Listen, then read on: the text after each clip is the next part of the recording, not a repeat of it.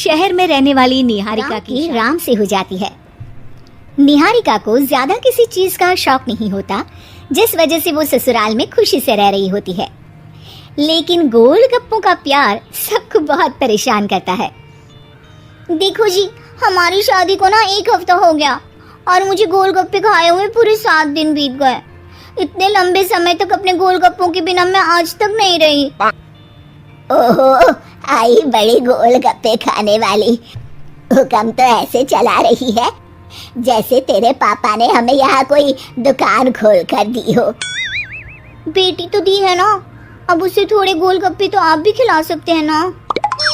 अरे देखो तो जरा, नास पीटे गोलगप्पों के पीछे कैसे कैंची की जैसी जुबान चल रही है इसकी। देखिए मम्मी जी, आप भले मुझे कुछ भी बोलिए, लेकिन अपने गोलगप्पों के लिए मैं कुछ नहीं सुन सकती। हाँ, अरे मैं तुम्हें गोलगप्पे खिला दूंगा, थोड़ा सब्र तो करो। पिछले 7 दिनों से सब्र ही तो कर रही हो ना। अरे गोलगप्पे ही तो है, इतना बेचैन क्यों हो रही हो? आ जाएंगे। सुनो जी, हम लड़कियां पति के बिना रह सकती हैं, पर गोलगप्पों के बिना नहीं, कभी नहीं। वो मेरा पहला और आखिरी प्यार है। निहारिका की बात सुनकर उसकी सास और पति सिर पकड़कर बैठ जाते हैं। जिसके बाद राम गोलगप्पों का इंतजाम करने घर से बाहर। कुछ देर बाद वो गोलगप्पे लेकर घर वापस आता है, जिन्हें देखकर निहारिका सारी काम छोड़कर खुशी से भागते हुए राम के पास आती है। तुम आ गए?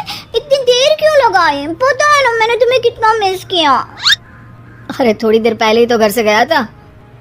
क्या तुम? अरे मैं तो अपने गोलगप्पों से बात कर रही हूँ, तुमसे नहीं। निहारिका का गोलगप्पों के लिए ऐसा प्यार देखकर राम हैरान रह जाता है।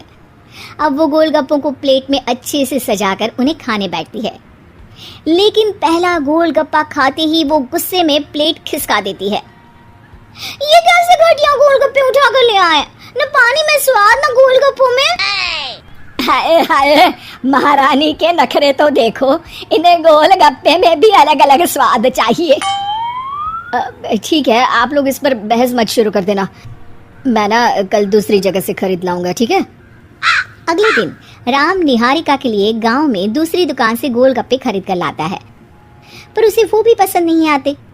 जिसके बाद बहुत दिनों तक यही सिलसिला चलता रहता है, जिसमें राम अपनी पत्नी के लिए दूसरे गांव तक जाकर वहां से भी गोलगप्पे खरीद कर लाता है, पर निहारिका को कहीं के कोई भी गोलगप्पे पसंद ही नहीं आते। तुमको तो अच्छे गोलगप्पे की पहचान करना आता ही नहीं है, तुमको गोलगप्पे का प्यार पता ही नहीं है, तुमसे कुछ होता ही नहीं है। अरे तुमसे बहुत होता है तो तुम खुद कर लो ना।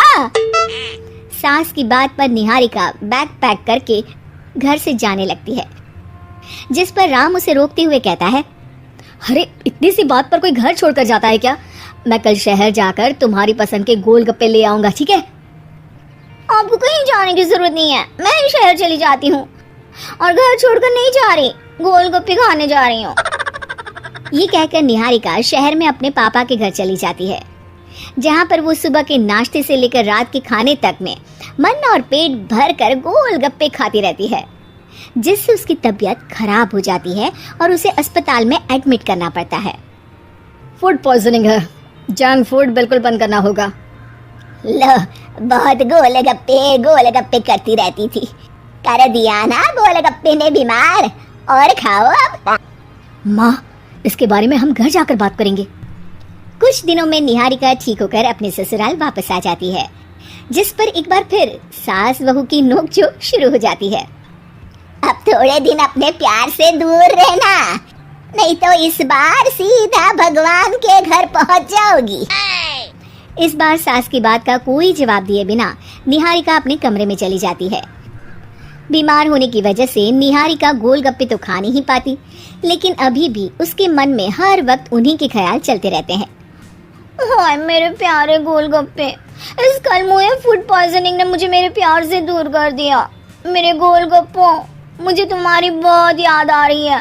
अगर मैंने तुम्हें खाया तो मम्मी जी तानों के ही गोलगप्पे बनाकर मुझे खिला देंगी।